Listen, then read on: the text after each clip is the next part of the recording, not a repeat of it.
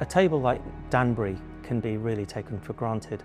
Its importance can be overlooked. It becomes a focal point for people to sit around, to work, to eat, to live their lives.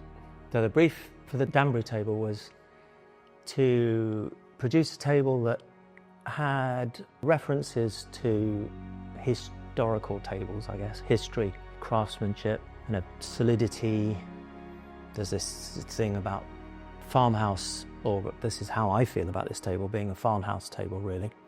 And people gathering around for food and for conversations and for preparation of food, eating of food.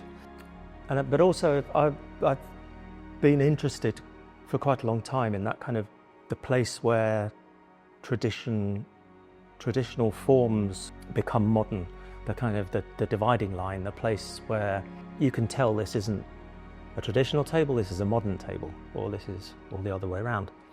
I guess I was trying to express something that's kind of really maybe a bit romantic fantasy, actually, whether it exists now or not, but I have this kind of vision of people in the past preparing food on a table like the Danbury, but also maybe I don't know, the children are playing some game down at one end and somebody's reading down at the other end, and it's that kind of group of people, most likely a family, gathering around doing the things that you would have to do in the evening.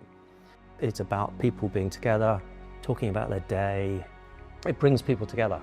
So it's very traditional in that sense.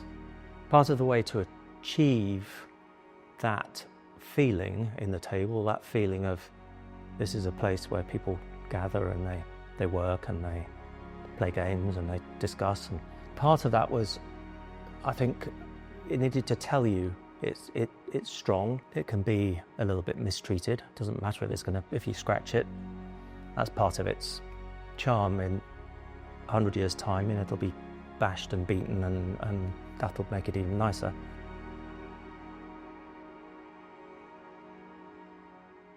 So turning is something that I've always found interesting.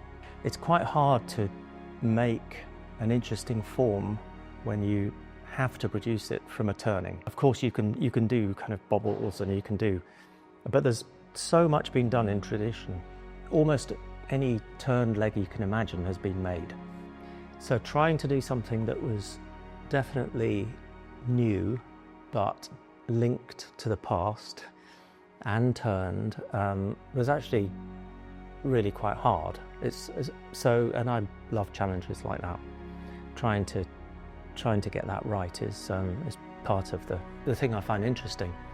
But also, when you cut into the timber, you get bits of long grain, and that tells you that the piece of wood is solid. It's actually all the way through it is solid timber. So it's a kind of a sign of quality as well.